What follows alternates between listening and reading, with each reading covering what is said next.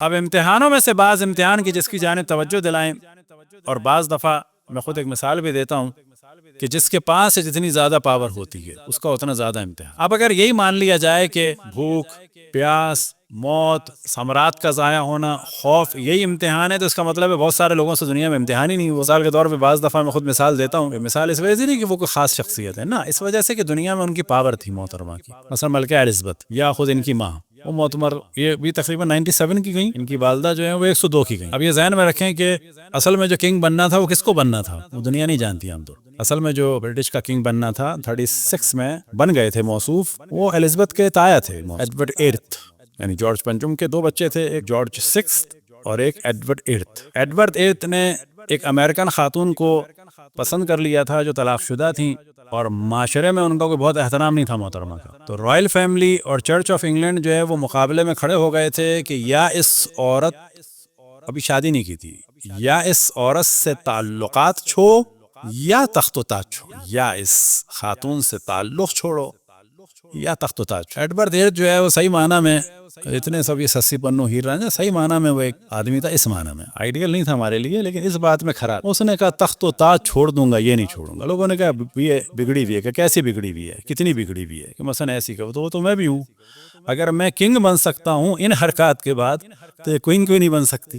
بات منطقی تھی کہ جو کام تم کہہ رہے ہو کہ یہ بگڑی ہوئی ہے تو وہ میں بھی تو ہوں اتنا ہی، اگر تمہارے لاء کے حساب سے میں کنگ بن سکتا ہوں تو یہ میری کوئن کیوں نہیں بن سکتی؟ اب کیونکہ اس کو چھوڑنا پڑا، اور اس کی ہم مثال یوں دیتے ہیں کہ جس کے بعد بعض دفعہ آپ کو کیا کہا جی استعمار کی مثال ہے، نا اللہ سبحانہ و تعالیٰ چاہتا ہے کہ اصلا جانور کو دیکھ کے بھی ڈر، جیسے قابیل کے لیے کوے کو بھیجا تھا، کوے سے لو، روایتوں میں بھی کوے سے شرم و حیا لو، کیونکہ وہ جو جنسی تعلق ہے پبلک میں نہیں کرتا، اس روایت میں کہ جانوروں سے بھی سیکھو، مثلا کوے سے کیا سیکھو، شرم و حیا سیکھو، وہ کھلم کھلا نہیں کرتا۔ تو ظاہر ہے کہ جب جانوروں سے انسان ایک درس لے سکتا ہے تو انسان سے بھی لے سکتا ہے۔ یہاں پر جو ایک ہمارے لیے درس ہے کہ اگر کوئی شخص ایک خاتون کے لیے اس زمانے کی سب سے بڑی حکومت کی بادشاہت کو چھوڑ سکتا ہے، وہ کنگ بن گیا تھا، اگر ایک عورت کے لیے وہ بادشاہت کو چھوڑ سکتا ہے، ہم اپنا حساب کریں، نہ میں آپ کا نہ آپ میرا، ہم اندر اندر کبھی سوچیں کہ ہم کیا اس اللہ کے لیے چھوڑ سکتے ہیں۔ یہ جو ہم بعض دفعہ لوگوں کو برا کہتے ہیں، جو برا ہے، لیکن اگر وہ پاور ہمارے پاس آئے تو ہم اس سے زیادہ ریڈی میڈ تیار ہیں برے۔ وہ آدمی شراب کا کاروبار کرتا ہے، ابھی ہم میں سے کسی کو بھی 5 اسٹار ہوٹل دے دیا جائے فری میں، بالکل فری، یہ 5 اسٹار کی چابی آپ کے پاس، اور ساتھ میں بتا دیا جائے کہ جیسے ہی یہاں سے آپ یہ رقص اور موسیقی اور شراب ہٹائیں گے تو 5 اسٹار سے 3 پہ آ جائے گا۔ اس کی آمدنی ڈیلی $5 لاکھ ہے، اور پھر 1 لاکھ رہ جائے گی۔ آپ یقین جانیں جو فری میں ہوٹل ملا ہے نا، اس میں بھی $4 لاکھ کو ہم چھوڑنے کو تیار نہیں ہوں گے، اکثریت ایسی ہے۔ یہاں پہ سوچنا چاہیے کہ یہ آدمی نے تخت و تاج چھوڑ دیا خاتون، اب وہ آدمی جیسا بھی تھا، یہاں ہمارے لیے ایک درس ہے، ہم کیا چھوڑ سکتے ہیں اللہ کے لیے، ہم کیا چھوڑ سکتے ہیں امام زمان کے لیے، کیا کر سکتے ہیں؟ یہ باقاعدہ اتنے کھڑے ہیں۔ اب جب بات کی جاتی ہے تو عموماً جو عشق کی اور معشوق کی اور حبیب کی اور محبوب کی بات کی جاتی ہے تو یہ اسلامی شعروں میں بھی یہ یاد رکھیں، لیکن وہاں پر مراد ہوتی ہے عشق خداوند تبارک و تعالی، یعنی کبھی اللہ عاشق ہے اور مخلوق معشوق ہے، اور کبھی عبادت کرنے والا بندہ عاشق ہے اور معشوق کون ہے؟ اللہ سبحانہ و تعالی۔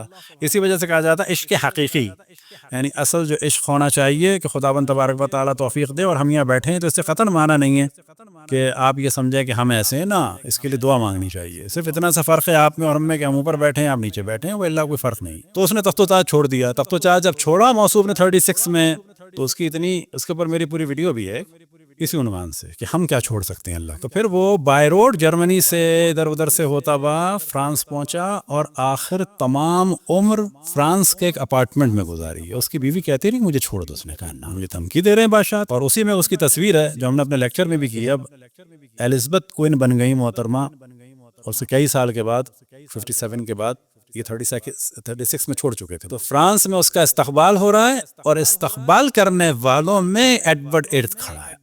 کہ انسان کے رونگٹے کھڑے ہو جائیں کہ اپنی بھتیجی کے استقبال کرنے والوں میں ہاتھ ملانے والوں کی لائن میں کھڑا. آخر میں ایک دفعہ انگلینڈ گیا، جانتے ہیں کب؟ جب وہ مرا ہے اس کی میت. اس کی بیوی آخر میں ایک دفعہ گئی ہے، کب گئی ہے؟ جب اس کی میت گئی تھی، جب وہ شوہر مرا تھا. اور پھر دوبارہ گئی ہے جب اس کی. یہاں قطن وہ ہمارے لیے آئیڈیل نہیں ہے، لیکن بات کر رہے ہیں کہ وہ اگر ایک خاتون کے لیے قربانی دے سکتا ہے تو ہم اپنا سب فیصلہ کریں کہ اللہ رسول کے لیے ہم کیا کر سکتے ہیں، امام زمان کے لیے کیا کر سکتے ہیں. صلوات پڑھیں پر محمد و آل محمد. یہ ہم دوبارہ بتا دیں کہ وہ آئیڈیل نہیں ہے، لیکن بالآخر اپنے سوال کے لیے ہم کر سکتے ہیں کہ وہ اگر ایسا ہے.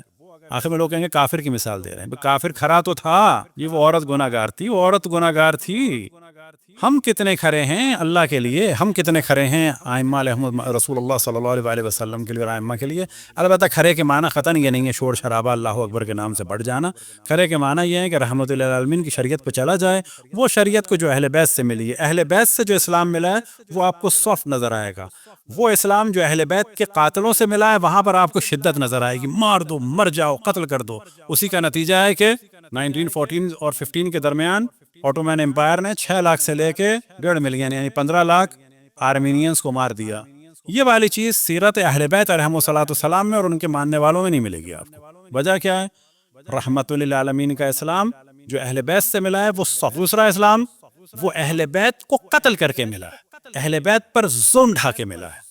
تو آٹومیٹکلی وہاں پر ایک ظلم کا جلوہ ہے. جب ہم کہتے ہیں اللہ کے لیے کام، یعنی اللہ سبحانہ و تعالیٰ کی وہ شریعت جو رحمت للعالمین سے پہنچی ہے اس پر عمل کرنا، نہ قتل عام اور شور شرابہ اور دنگا اور بلوا کے جو اس وقت تمام دنیا میں اسلام بدنام ہو رہا ہے. اسی وجہ سے کہ اور کلم گفتگو کر چکے ہیں کہ جو قرآن جلا ہے اسٹاک ہوم میں سویڈن میں، وہ سارے مسلمان قرآن جلاتے ہوئے دکھا رہے ہیں، اس کے ہاتھ میں مائک دکھا رہے ہیں. وہ بول کیا رہا ہے نہیں دکھا رہے، وہ بول رہا ہے، وہ سنو تو پتہ چلے کہ جو کچھ اس کے ساتھ ہوا ہے اور جو کچھ وہ سوچ رہا ہے تو پتہ چلے گا بابا یہ قرآن کو وہ برا سمجھ رہا ہے. کیوں سمجھ رہا ہے؟ اس نے اپنی خواتین کی عزتیں لٹتی ہوئی دیکھی ہیں اسلام کے نام پر، قرآن کے نام پر.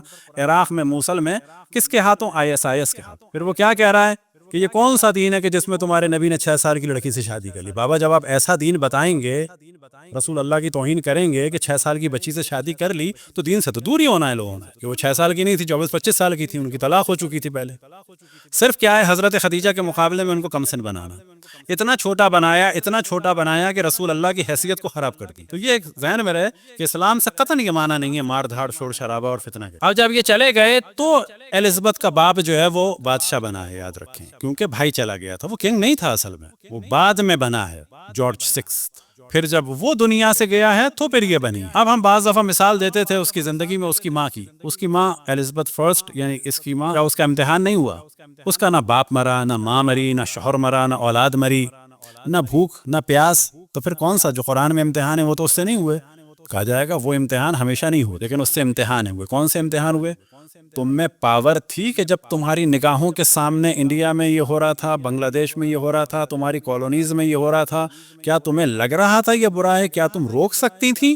تو ایک امتحان اس کے شوہر کا، ایک امتحان اس کی مثلا بیٹی کا، تو ایک امتحان خود ماں کا بھی کہ اگر ماں روکتی تو کیا ظلم نہ ہو رکتا، اگر یہ بیوی روکتی. تو حاکموں کا امتحان بھی بہت بڑا ہے، چاہے ان کی جتنی زندگی زیادہ ہوگی اتنے زیادہ امتحان ہوگی، اتنا زیادہ عذاب ہوگا. لہٰذا پاکستان کے جو افراد ہیں یا جو مسلمان ممالک کے بادشاہ ہیں، ان کا حساب کتاب بہت سخت ہوگا. ایک غلط آدمی کو اگر اپوائنٹ کر لیا آپ نے ڈاکٹر اور اس کی وجہ جان چلی گئی، امتحان ہوگا. کتنا امتحان ہوگا، کتنا عذاب ہوگا. آپ نے غلط آدمیوں کو کیا تھا، اس کی وجہ سے جان گئی. صحیح کو کیا تھا، جان چلی گئی، الگ بات ہے، پھر وہ ڈاکٹر بھگتے گا.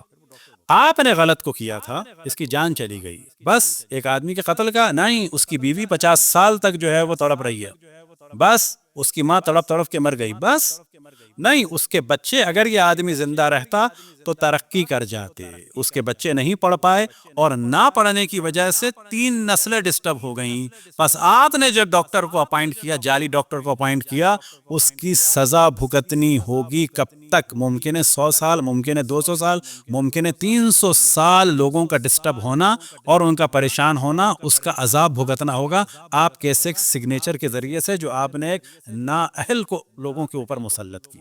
تو امتحان کے معنی یہ نہیں ہے کہ صرف یہ امتحان ہو گئے، نہ، سارے وہ کام کے جو ہم کر رہے ہوتے ہیں یہ سب کے سب امتحان.